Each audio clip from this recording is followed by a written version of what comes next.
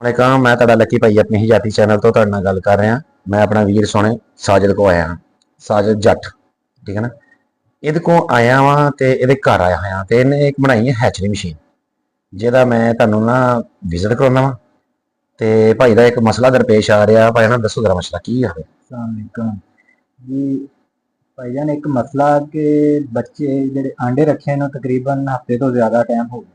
बिल्कुल तो पता करना है कि उन्होंने विच बच्चे है या नहीं है ਤੇ ਮਸ਼ੀਨ किहड़े ਚਲੀ आंडे दे ਜਾਣੀ विचों बच्चा निकलना है किहड़े चों नहीं निकलना, मशीन काम कर रही है या नहीं कर रही।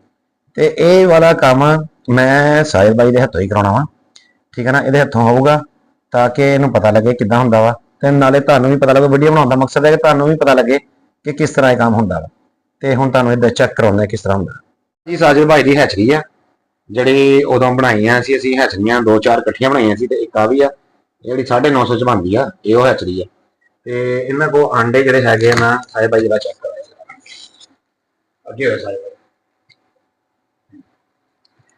जी अपनी हैचरी ठीक है जी, बल्ब चल गया ऑटोमैटिक है जी, कंट्रोलर टैंपरेचर मेनटेन करता है ठीक है।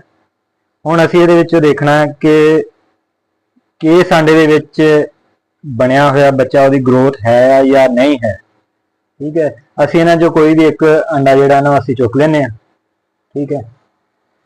ਇਹ ਤੁਹਾਨੂੰ ਅਸੀਂ ਲਾਈਵ ਜਿਹੜਾ ਹੈ ਨਾ ਚੈੱਕ ਕਰਕੇ ਤੇ ਲਾਈਵ ਚੈੱਕ ਕਰਕੇ ਤੁਹਾਨੂੰ ਦੱਸਾਂਗੇ। ਇਹਦੇ ਵਿੱਚ ਇੱਕ ਲਾਈਟ ਸਾਨੂੰ ਚਾਹੀਦੀ ਹੈ, ਮੋਬਾਈਲ ਦੀ ਲੈ ਲਓ ਜਾਂ ਕੋਈ ਵੀ ਤੇਜ਼ ਲਾਈਟ ਠੀਕ ਹੈ। ਉਹਦੇ ਉੱਪਰ ਅਸੀਂ ਇਸ ਤਰ੍ਹਾਂ ਅੰਡਾ ਰੱਖਣਾ ਠੀਕ ਹੈ, ਉਹਨੂੰ ਦੇਖ ਲੈਣਾ ਠੀਕ।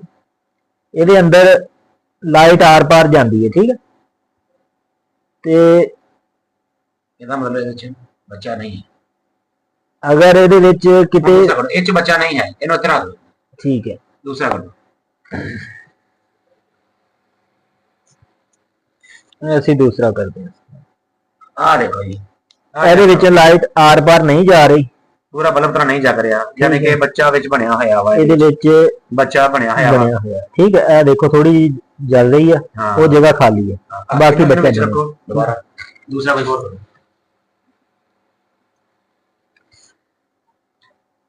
ਇਹਦੇ ਵਿੱਚ ਵੀ ਬੱਚਾ ਬਣਿਆ ਹੋਇਆ ਵਾ। ਆ ਦੇਖੋ ਨਾ ਨਾੜਾ ਵੀ ਨਜ਼ਰ ਆ। ਇਹਦੇ ਵਿੱਚ ਇਹ ਬੱਚਾ ਬਣਿਆ ਹੋਇਆ ਠੀਕ ਹੈ। ਸਕੈਨ ਹੋ ਰਿਹਾ ਜਿਸ ਤਰ੍ਹਾਂ ਐਕਸ-ਰੇ ਹੋ ਜਾਂਦਾ ਹੈ ਨਾ, ਉਸੇ ਤਰ੍ਹਾਂ ਹੀ ਇਹ ਲਾਈਟ ਦੇ ਨਾਲ ਸਕੈਨ ਹੋ ਰਿਹਾ। ਇਹਦੇ ਵਿੱਚ ਵੀ ਬੱਚਾ ਬਣਿਆ ਹੋਇਆ ਠੀਕ ਹੈ। ਹੁਣ ਅਗਲਾ ਹੁਣ ਅਸੀਂ ਆ ਹੋਰ ਇੱਕ ਹੈ ਵਾ, ਇਹਨੂੰ ਵੀ ਚੁੱਕ ਲੈਂਦੇ ਅਸੀਂ ਬਾਅਦ ਦੇ ਚੈੱਕ ਕਰ।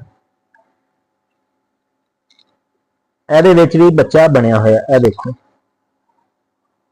बनना शुरू हो गया, ग्रोथ है। ये थोड़े लेट रखे हुए, इन्होंने थोड़े दिन हुए यानी कि एक दिन ਦੇ ਨਹੀਂ ਹੈਗੇ ਅੰਡੇ। ये मुख्तलिफ दिनों दे ठीक है। जिस तरह अंडे दिंदे भी ਆ ਹਾਂਜੀ। ਇਹ ਸਭ ਤੋਂ ਪਹਿਲੇ ਵਾਲੇ ਜਿਹੜੇ ਉਹਨਾਂ ਦੇ ਵਿੱਚੋਂ ਹੋਰ ਟਰਾਈ ਕਰ ਲੈਂਦੇ ਆ। ਇਹ ਅਸੀਂ ਰੱਖੇ ਹੋਏ ਆ, ਇਹਦੇ ਵਿੱਚ ਵੀ ਬੱਚਾ ਹੈ ਜੀ। ਨਹੀਂ ਹੈ ਅੱਛਾ ਹੈ ਆ ਦੇਖੋ ਆ ਬਣੀ ਆ ਨਹੀਂ ਹੈ ਆ ਦੇਖਣਾ ਨਹੀਂ ਹੈ। ਅਗਰ ਸਭ ਤੋਂ ਪਹਿਲਾ ਅੰਡਾ ਵਾ ਸਾਹਿਲ ਭਾਈ ਇਹਦੇ ਵਿੱਚ ਨਹੀਂ ਹੈ, ਚਮਕ ਰਿਹਾ ਬਲਬ ਤਰ੍ਹਾਂ ਆ। ਇਹ ਚ ਨਹੀਂ ਹੈ ਬੱਚਾ, ਇਹ ਚ ਬੱਚਾ ਨਹੀਂ ਹੈ। ਇਹ ਤੇ ਚਾਂਸ ਹੀ ਹੈ, ਚਾਂਸ ਵੀ ਤੇ ਇਹ ਦੇਖੋ ਇਹ ਸਾਈਡ ਤੇ ਲੇਕਿਨ 11 ਤਰੀਕ ਦਾ ਬਣ ਕੇ ਰੁਕਿਆ ਹੋਇਆ ਵਾ, ਬਣ ਕੇ ਰੁਕ ਗਿਆ। ਤੇ ਅਸੀਂ ਹੋਰ ਟਰਾਈ ਕਰ ਲੈਂਦੇ ਆ। ਇਹ ਫਰੈਸ਼ ਸੀ, ਇਹਦੇ ਵਿੱਚ ਹੈ, ਇਹਦੇ ਵਿੱਚ ਹੈ। ਹੁਣ ਇਹ ਚ ਲਾਈਟ ਆਰ ਪਾਰ ਨਹੀਂ ਜਾ ਰਹੀ, ਇਹ ਚ ਜ਼ਿਆਦਾ ਅੱਧੇ ਹਿੱਸੇ ਚ ਜਾ ਰਹੀ ਹੈ। ਇਸ ਸਾਈਡ ਤੇ ਮਤਲਬ ਕਿ ਬਣਨਾ ਸ਼ੁਰੂ ਹੋ ਗਿਆ। ਇਹ ਦੇਖੋ ਇਹ ਬਣਨਾ ਸ਼ੁਰੂ ਹੋ ਗਿਆ। ਲਾਈਟ ਹੈ ਇਸ ਸਾਈਡ ਤੇ, ਇਸ ਸਾਈਡ ਤੇ ਨਹੀਂ ਹੈ, ਯਾਨੀ ਕਿ ਬਣਨਾ ਬੱਚਾ ਸ਼ੁਰੂ ਹੋ ਗਿਆ। ਠੀਕ ਹੋ ਗਿਆ ਜੀ। ਇਸ ਤਰ੍ਹਾਂ ਅਸੀਂ ਆਪਣੇ ਜਿਹੜਾ ਨਾ ਰਿਜ਼ਲਟ ਚੈੱਕ ਕਰ ਸਕਦੇ ਹਾਂ। ਕਮ ਸੇ ਕਮ 5 ਦਿਨ ਤੋਂ ਬਾਅਦ ਜਾਂ 8 ਦਿਨ ਤੋਂ ਬਾਅਦ ਅਸੀਂ ਅੱਛੀ ਤਰ੍ਹਾਂ ਦੇਖ ਸਕਦੇ ਹਾਂ ਕਿ ਕਿਹੜੇ ਅੰਡੇ ਦੇ ਵਿੱਚ ਬੱਚਾ ਹੈ ਜਾਂ ਕਿਹੜੇ ਵਿੱਚ ਨਹੀਂ ਹੈ, ਗਰੋਥ ਬਣ ਰਹੀ ਹੈ ਜਾਂ ਨਹੀਂ ਬਣ ਰਹੀ। ਇਹ ਸਾਰਾ ਅਸੀਂ ਇਸ ਤਰ੍ਹਾਂ ਦੇਖ ਸਕਦੇ ਹਾਂ ਠੀਕ ਹੈ। ਬਾਕੀ ਦੁਆ ਯਾਦ ਬਾਕੀ ਦੁਆ ਬੜੀ ਮਿਹਰਬਾਨੀ। ਅੱਲਾਹ।